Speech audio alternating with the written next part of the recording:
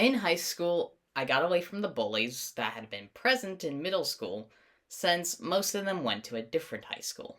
My anxiety went down, though I still suffered from panic attacks, and I was able to socialize a bit more, rather than be mute. I even made acquaintances with guys, though I wouldn't say any of them ever became friends. But it was nice to have actual interactions with them. In 11th grade, I even took a video production class, and the all male team had actually chosen me. This made me very happy to not only be chosen for the first time ever, but also because I felt seen as a guy, especially since I did pass as a boy then.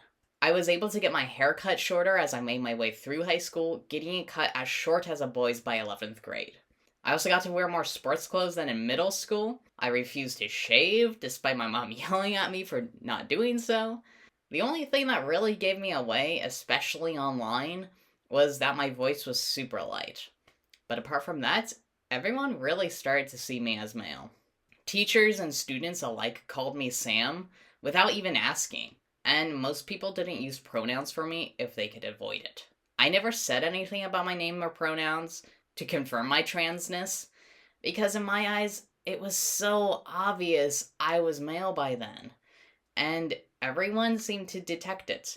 Of course, I was still into the more masculine things like shooting games, acting as male characters, taking PE for all years of high school, despite it only being required for 2. Speaking of PE, however, there was an instance in 10th grade that I have to mention. My hair wasn't as short then, and I wasn't actively passing as male just yet. We were playing frisbee, and my team consisted of 3 other guys and 2 or 3 girls who didn't really want to play. The 3 guys actively excluded the girls, and they treated me as such, despite me trying hard and wanting them to pass me the frisbee. I still wish I had stuck up for myself back then and called these guys out on being sexist. But at least I did get to throw a ball at one of the guys later on, so I got my revenge. No matter how much I love PE and would have enjoyed playing sports, I never did join any official teams. I refused to be a part of the girls' team and wear those horrible clothes that just expose your body. I do sometimes regret not joining a team or doing like track and field, but it was definitely for the better with my terrible dysphoria.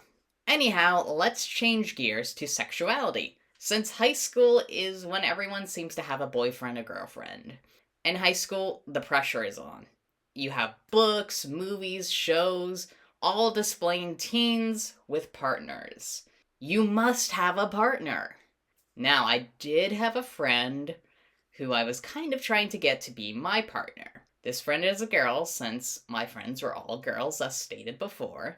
Now, we hung out a lot in middle school, acting as characters in the stories that we would create, where I would, of course, be the male characters, and she would be the female characters. The main characters that we'd play as would typically be self-inserts, and sometimes our characters would act like lovers. This gave me the impression that she liked me, and maybe I liked her.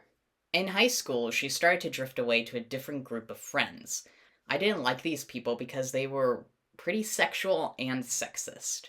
Even though my friend and I still hung out, creating stories where our characters would get together, we had more downs than ups.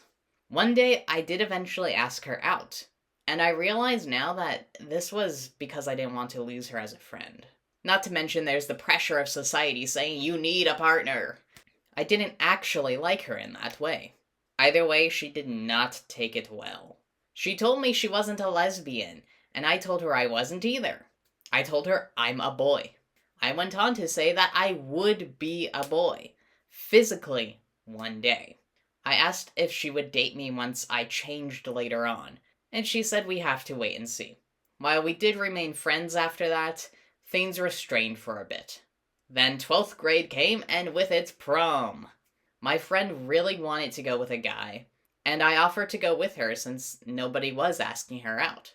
After a while, I was able to persuade her to go with me, though she didn't seem that happy about it because I wasn't a real boy. Regardless, I convinced my mom to let me wear a suit, the only other reason I wanted to go to prom. Needless to say, prom did not go good. My friend left me My anxiety spiked so high I thought I'd have a heart attack and drop dead, and my autistic self got very overstimulated by the loud music and crowds. I ended up in the teacher's lounge, my friend angry at me for leaving her despite it being the other way around. We had another down in our friendship, but eventually got better again. We had too many ups and downs that I'm so glad we never actually got together.